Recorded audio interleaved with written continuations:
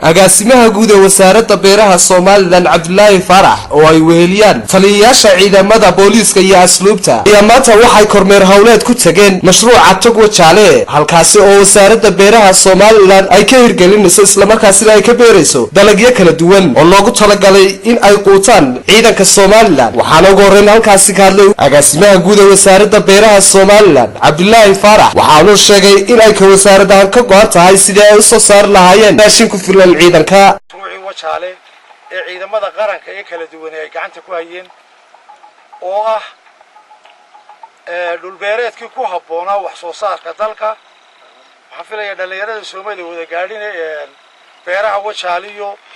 heestii loo qaadi jiray berigii halkan aynu beeri jiray Soomaaliya gaadhin mashruucii ugu ballaarnaa ee dalkii Soomaaliya la isku oran jiray buu kamid ahaa marka maanta sharaf bay noo tahay inaanu dub u bilowno oo halkan isugu nimaadno sida la socotaan wasaaradda beeruhu waxay u xil saaran tahay wax soo saarka dalka gaar ahaan cuntada la quuto ay xukuumaddaasi ballanqaadyadeedii ay ka dhabaysay ay ka mid tahay tani maanta wasaaraddii beeruhu ee cagafyadii ay ballanqaaday ay soo dejiso taasi oo looga faa'iideynayo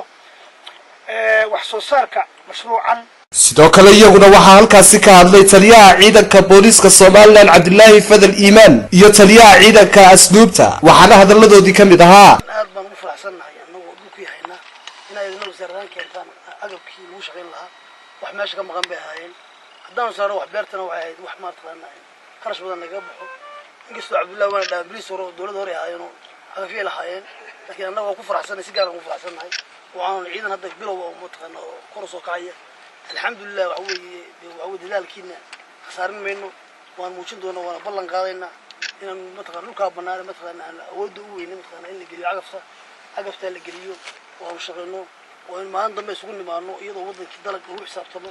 la taaban karo in ku hadalno waa Maxamed Xasan Sheekh Maxamed Juba Samsa TV Gabiley